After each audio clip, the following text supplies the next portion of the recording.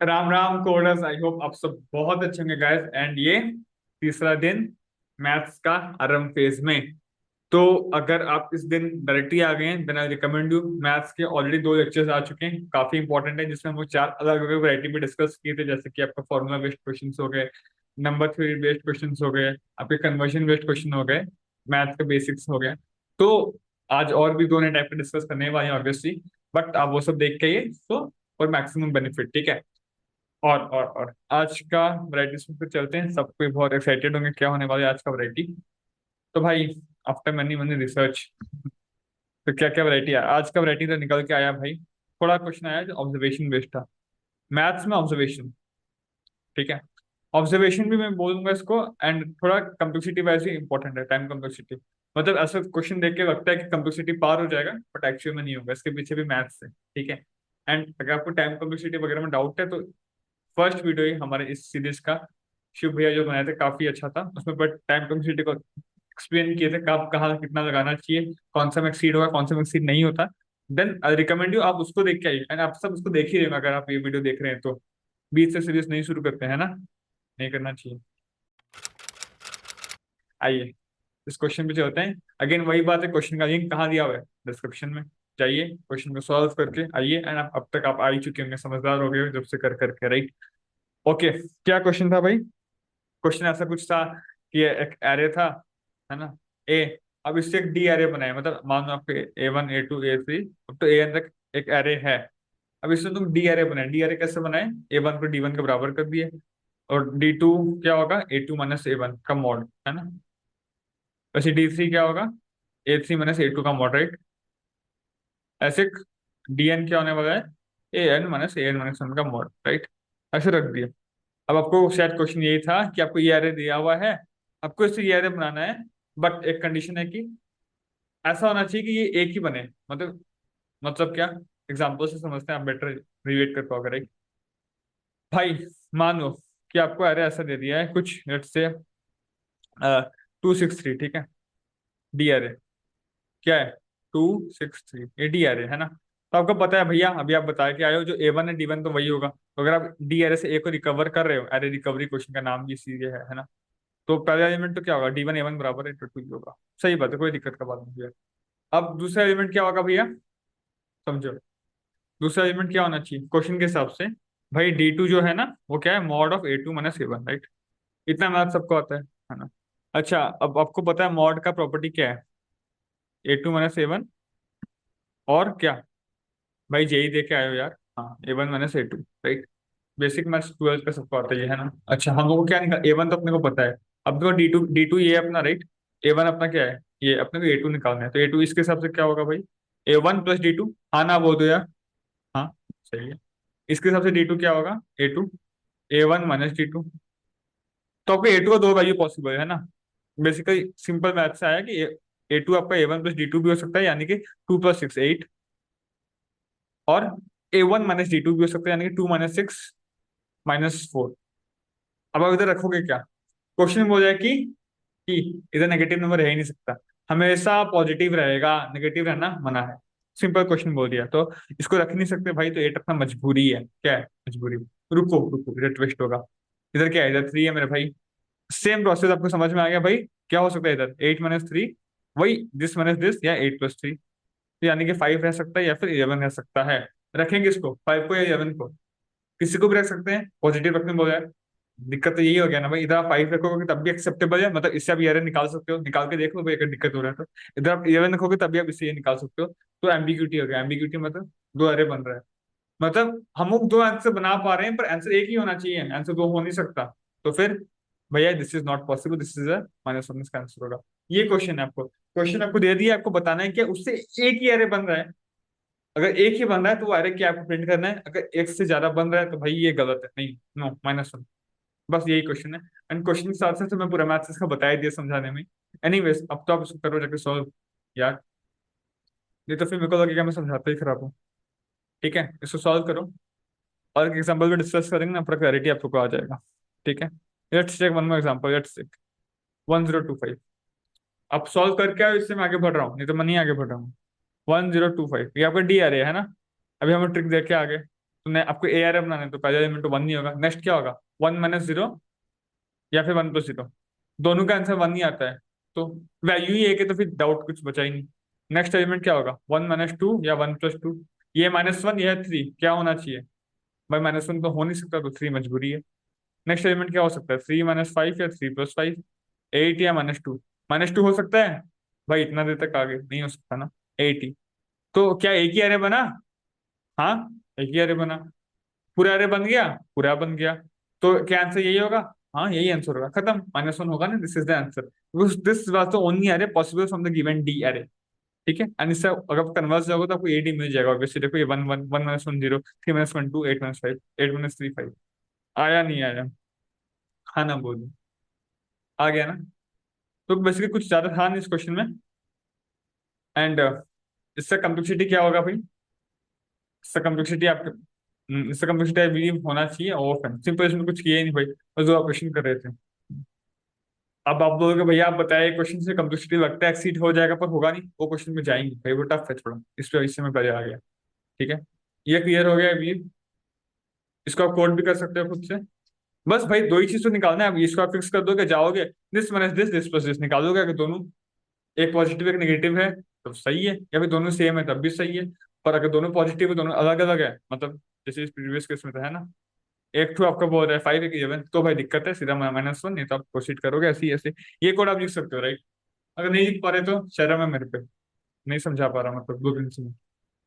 जाइए लिखिए code, and किसी भी लैंग्वेज में लिखिए, इट्स फाइन। ठीक है, एंड कोड लिख के नीचे आके कमेंट करिए कंप्लीटेड।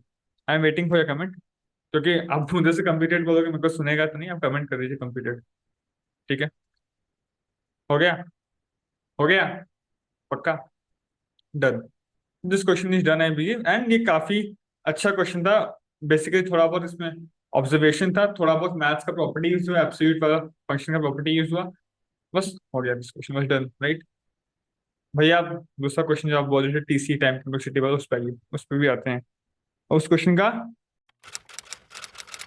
अच्छा इसका कोड आपको देखना है भाई, बस कंफर्मेशन के लिए देख रहे हो तो अच्छी बात है, नहीं तो अगर आप इससे कोड को लिखने के लिए देख रहे हो देन प्लीज यार आइए। क्या है कोड इसका, कोड बोल रहा है भाई इसका सिंपल, जो मैं बोला, ये फर्स्ट एलिमेंट क्या होगा, जो उसका फर्स्ट एलिमेंट है, डी एरे का जो फर्स्ट एलिमेंट, आंसर का फर्स्ट एलिमेंट वही होगा। अब नेक्स्ट एलिमेंट की क्या पॉसिबिलिटी है, तो इसका तो आखिरी एलिमेंट था भाई A1 + D2, A1 - D2, A1 + D2, A1 - D2 वही है।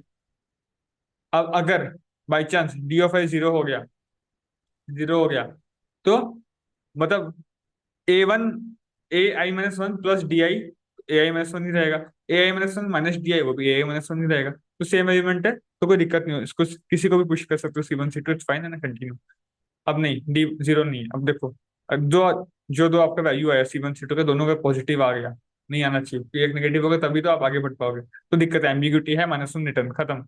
नहीं तो एम्बिग्यूटी नहीं है भाई, इसको पीबी मतलब पुश बैक है भाई। ठीक है, इसको C1 को पुश करो, खत्म। ऐसे आप आगे बढ़ते रहो, एंड एट द एंड अगर आप इस लूप को पार कर पा रहे हो, यानी कि यू आर सक्सेसफुल, तब उसको आंसर को प्रिंट कर दो, that's it, that's it. I think this is clear right. चलिए, तो जाओ लिखो, क्या लिखते हैं आपको पता है ना भाई, कितने दिन से जुड़े हुए हो। नंबर 1 कंप्लीटेड, फटाफट। तो इतना अगर आप कर दिए तो ये दूसरा क्वेश्चन तो सोल ऑफ द वीडियो है आज का राइट, तो इसको तो देखना अनिवार्य है आप सबको राइट। ठीक है,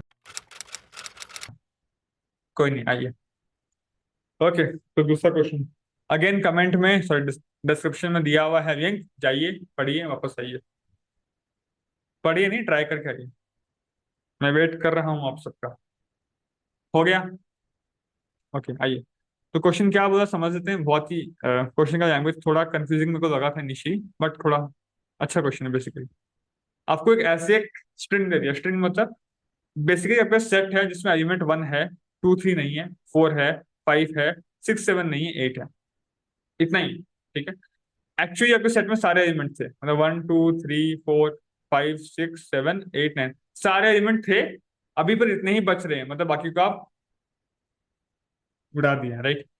अगर बाकी को आप उड़ा दिए, इतने ही बच रहे हैं आपके पास, तो आपको बताना है कि उड़ाने जितने को आप उड़ाए, उनको उड़ाने में कितना रुपया लगेगा। तो पैसे कैसे कैलकुलेट हो रहे हैं, देखो भाई, मानो कि आपको किसी को उड़ाना है 1 रुपया में, आपको किसी को उड़ाना है 1 रुपया में, तो उस क्वेश्चन में वही बोल रहा है ना कि 1 का सबसे फर्स्ट मल्टीपल क्या है, नियरेस्ट मल्टीपल 1 ही है।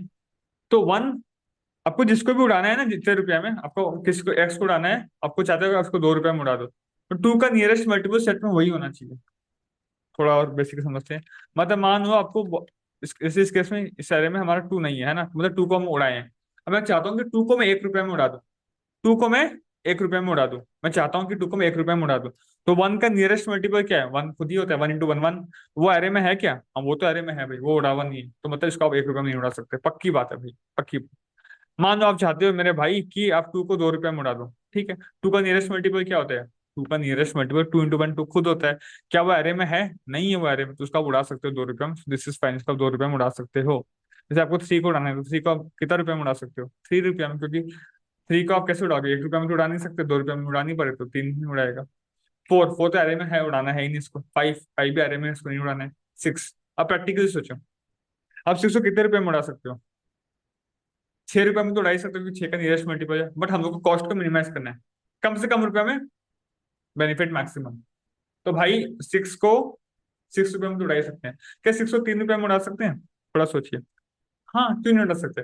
थ्री का नियरेस्ट मल्टीपल क्या होता है, क्या होता है, 3 × 1 3 होता है भाई, यूकेजी के बच्चे हो गया, 3 × 1 3 होता है। तो वो तो अरे में नहीं है, क्योंकि उसको आप उड़ा चुके हो, उसको आप उड़ा चुके हो, माइंड माई वर्ड, उसको आप उड़ा चुके हो। 3 × 2 नेक्स्ट मल्टीपल 6। हाँ, ये अरे में है, और ये नियरेस्ट भी अभी 3 का, तो उसका आप उड़ा सकते हो 3 रुपया में। ये समझ में आना चाहिए, क्वेश्चन का यही हार्ट है। सेवन, सेवन का कोई मल्टीपल होता है नहीं, तो उसको साथ में उड़ाओगे, प्राइम नंबर है भाई। एट, एट आपके अरे में है, तो उसको उड़ाना है ही नहीं। अच्छा, नाइन, इधर मैं स्टॉप हो रहा हूँ, आप बताओ नाइन को कितना रुपये में उड़ाओगे। नौ में तो उड़ा ही सकते हो मिनिमम। क्या तीन में उड़ा सकते हो, तीन का नियरेस्ट मल्टीपल अभी सेट में क्या है, 3 × 1 3, वो तो सेट में है नहीं। सिक्स भी सेट में नहीं है, है ही नहीं है भाई, तो नाइन का उड़ा दो 3 रुपया में। ओवरऑल कॉस्ट आप क्या बोलोगे, 7 × 3 = 10, 3 × 13 = 16 18, and that's the minimum guarantee. तो क्वेश्चन यही है, आपको सेट दिया है, मतलब एन एलिमेंट से कुछ उड़ा दिए, जो उड़ा के बस वो उस एलिमेंट का आपको स्ट्रिंग दे दिया है, उस एलिमेंट का आपको बताना है कि वो अचीव करने में आपको कितना रुपया लगा, कितना आपको पैसा खर्चा करना पड़ा, ये आपको मिनिमाइज करना है, कोई भी पैसा एक्स्ट्रा नहीं खर्चा करता है। ठीक है, क्लियर। कैसे करें, मैं बोला पर इसको थोड़ा टाइम कम्प्लेक्सिटी पे ध्यान रखना, आपको लगेगा पार हो जाएगा पर नहीं होगा, और थोड़ा ऑब्जर्वेशन है भाई। अब इधर सोचो एक बात, अगर आप थोड़ा रिलेट कर पा रहे हो, जो इधर नाइन को हम उड़ाए, अगर मैं पहले थ्री को नहीं उड़ाया होता, पहले अगर मैं थ्री को नहीं उड़ाता तो क्या हम नाइन को उड़ा पाता, क्योंकि थ्री का नियरेस्ट मल्टीपल तो थ्री होता है, उसको आप उड़ाया नहीं हो, तो वो सेट में है, तो आप नाइन को नहीं उड़ा सकते। तो अगर मैं पहले नाइन के पास गया होता तो दिक्कत पक्का होता है, इसमें डाउट नहीं है मेरे को। अगर पहले मैं नाइन के पास गया होता उड़ाने, तो मेरे को दिक्कत होता, क्योंकि 3 रुपये में तो नहीं उड़ा पाता उसको। अच्छा, अगर पहले मैं छह के पास गया होता उड़ाने के लिए, तो मैं बोलता भाई छह को मैं 2 रुपये से उड़ा सकता हूँ कि नहीं, तो दो ऑलरेडी प्रेजेंट है। क्या छह को मैं 3 रुपये से उड़ा सकता हूँ, नहीं, क्योंकि तीन भी प्रेजेंट है, थ्री का नियरेस्ट मल्टीपल थ्री हो रहा है, तब दिक्कत होता है। मतलब भाई मोटा मोटा मेरे को समझ में आ रहा है, मेरे को उड़ाने से सबसे छोटा से स्टार्ट करना चाहिए, अगर बड़ा के पास जा रहा हूँ तो महंगा में मेरा काम होगा, सस्ता में काम नहीं हो पा रहा है। ठीक है, ये समझ में आया, तो क्या करें भाई, चलो छोटा से स्टार्ट करते हैं। ठीक है, छोटा से स्टार्ट करेंगे भैया, कैसे करें। अब मानो वन है, मानो वन, आपको आप चाहते हो वन से जितना, एक सिंपल एग्जांपल देते हैं, चलो लेट्स से 1 2 3 4 था, ठीक है, आपको फाइनल में चाहिए, कुछ नहीं चाहिए आपको फाइनल में, सेट खाली चाहिए, आपको कितना रुपया पड़ेगा, मैं बोलता हूँ 4 रुपया में काम हो जाएगा। प्रैक्टिकली सोचो, आपको कुछ नहीं चाहिए, मतलब आपको वन आप उड़ा रहे हो, वन का नियरेस्ट मल्टीपल क्या है, वन खुद ही है, तो उसको आप उड़ा सकते हो, पक्की बात, 1 रुपया में उड़ गया। नेक्स्ट एलिमेंट टू, अच्छा टू को मेरे को उड़ाना है 1 रुपया में, उड़ा सकता हूँ मैं, हाँ, क्योंकि वन का नियरेस्ट मल्टीपल अभी सेट में क्या एग्जिस्टिंग है, एग्जिस्टिंग क्या है, वन तो नहीं है, आप उड़ा चुके हो उसको, तो वन का नियरेस्ट मल्टीपल ही टू है सेट में, तो उसको आप 1 रुपये में उड़ा सकते हो। अब थ्री, इसको मैं 1 रुपये में उड़ा सकता हूँ, हाँ, क्योंकि वन का नियरेस्ट मल्टीपल क्या है, क्या है, वन टू दोनों नहीं है, तो नियरेस्ट थ्री बस है, इसको फिर 1 रुपये में उड़ा सकते हो। फोर, इसका अगेन नियरेस्ट क्या है, सही है, तो हुआ 4 रुपया। तो मतलब छोटा से बड़ा गया तो कुछ हिंट कर पाए भैया, पर इसको लिखेंगे कैसे, मतलब बहुत जम्बल अप हो गया, कैसे क्या करना है, ये सब होगा, ये सब समझेंगे, डिकोड करेंगे, बट इतना पता आपको क्लियर होना चाहिए पूरा। है, अरे आया नहीं आया, हाँ, कमेंट कर दिया करो, हाँ हाँ, अगर बीच में लगता है तो ऐसा।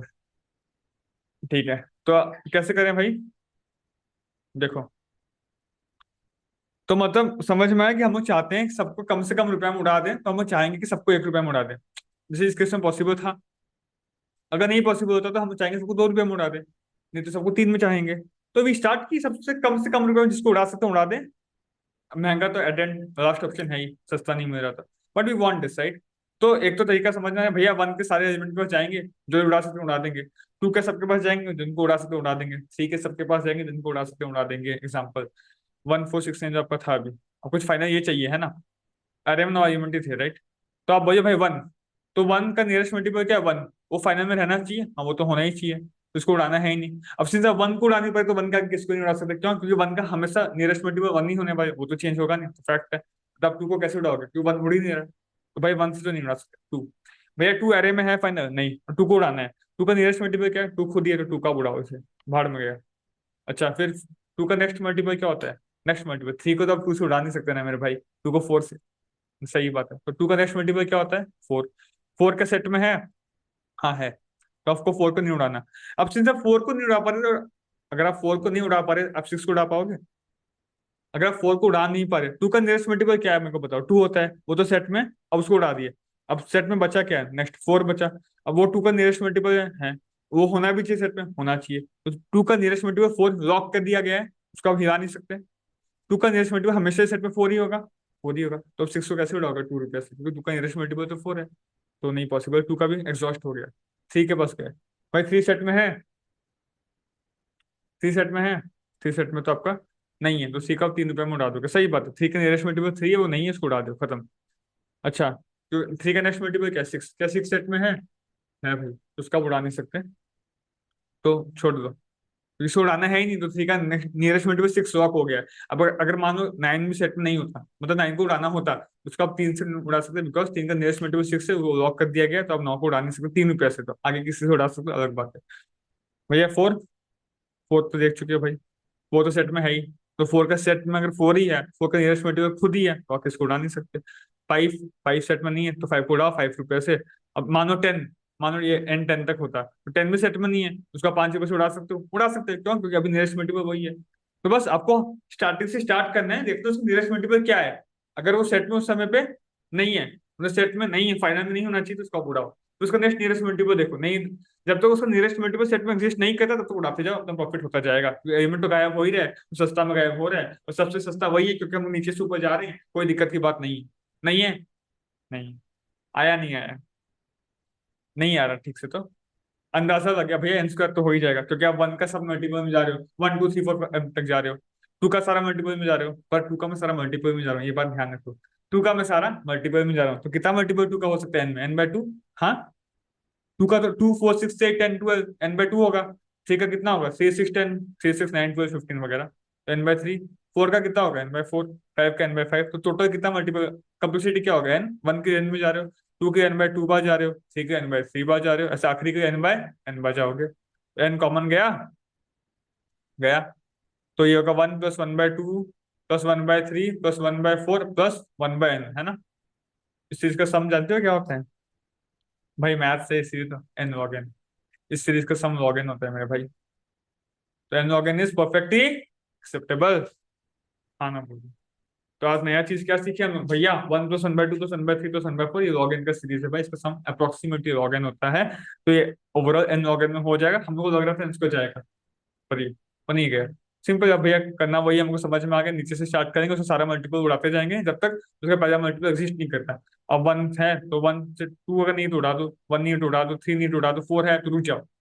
फोर अगर है सेट में, तो फोर को उड़ा नहीं पा रहे, वन का नेक्स्ट फोर लॉक हो गया, तो उससे आगे हमको जाना नहीं है। और ऐसा हम नीचे से ऊपर स्टार्ट करेंगे, चलते जाएंगे। ऐसा कोड से थोड़ा टफ होगा, बट आप लोग लिख सकते हैं, मुझको विश्वास है। अगर आप लिख दिए तो कोड कॉपी पेस्ट करो कमेंट में, I will read your code personally, पक्का।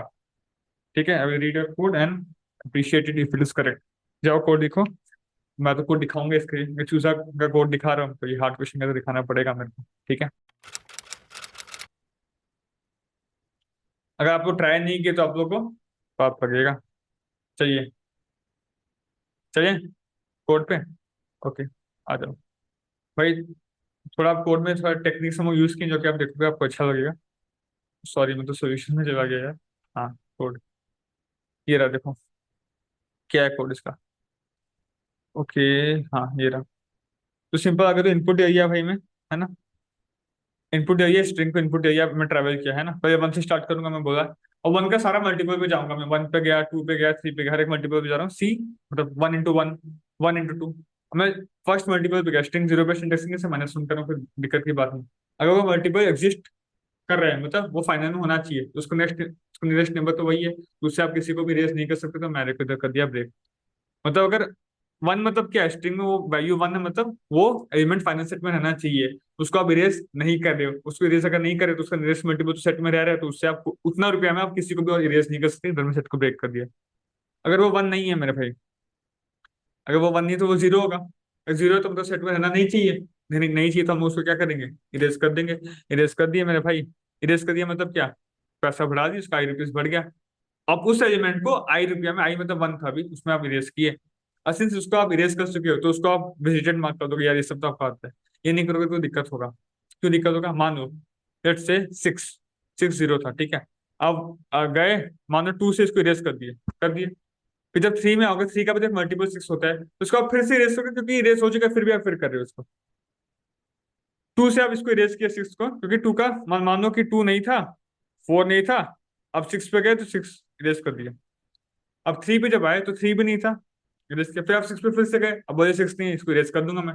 दो बार इरेज करो सेम एलिमेंट को, इसको विजिटर मार्क करो भाई टू, टू विजिट हो गया तो वो अब टू इरेज कर चुका है, अब देखो थ्री इरेज नहीं करेगा, बस। अब C plus plus next multiple पे जाना है। वैसे वन का हर एक मल्टीपल पे जाओगे, जब तक नियरेस्ट नेबर नहीं मिल जाता तब तक आप इरेज करते चलो और मार्क करते चलो। वन का काम खत्म, फिर आप जाओगे आई को टू पे जाओ, टू का सारे नेबर पे जाओ, थ्री पे जाओ, फोर पे जाओ, ये टी नहीं आया, नहीं आया आंसर। अगर ये आया समझ में तो लिखो क्वेश्चन टू डन कमेंट में। और वीडियो कैसा लगा हमको बताइए, एंड अगर आपको मैथ्स के सारे टॉपिक्स अच्छे लगे then do please share guys, ताकि सबको बेनिफिट मिले। इसका काफी रिसर्च हुआ, आप समझ पा रहे थे, वैरायटी क्वेश्चन अगर मैं दे पा रहा हूँ, एंड इससे लिंक बहुत सारे क्वेश्चन है जो कि आपको असाइनमेंट में दिए जाएंगे आज रात तक, ठीक है। और तो इधर मैथ्स को मैं ऑफिशियली एंड कर रहा हूँ, एंड इन आरंभ फेज मैथ्स के बहुत एडवांस कंसेप्ट होते हैं जो कि हम लोग आगे परसेंट फेज, और आपको पता है ब्लॉक क्या है, सारा अस्तित्व वगैरह वो हम लोग देखने वाले हैं। बाकी सारे मैथ्स के tough question, tough concept basically maths के, अभी के कंसेप्ट जितने काफी पीपीएस में जितना बताया गया और जितना बताया हूँ, इससे आप आई बी अगर आप सिंसियरली कोड करते हो मैथ की वजह से, आप क्वेश्चन में एटलीस्ट बी लेवल का क्वेश्चन आप कोड क्वेश्चन कर पाओगे, ज्यादा भी नहीं तो सी तक बन जाएगा, पर बी तक तो आप पक्का कर पाओगे मैथ्स का क्वेश्चन कुछ भी हुआ तो, ठीक है, क्योंकि कोड सिंसियरली। तो क्या इसी के साथ थैंक्स यहाँ पे जुड़े रहने के लिए, बहुत पेशेंस दिए, you are really putting effort. अच्छा अच्छा फल आपको मिलेगा, ठीक है। ध्यान रखिए, मिलते हैं अगले वीडियो में।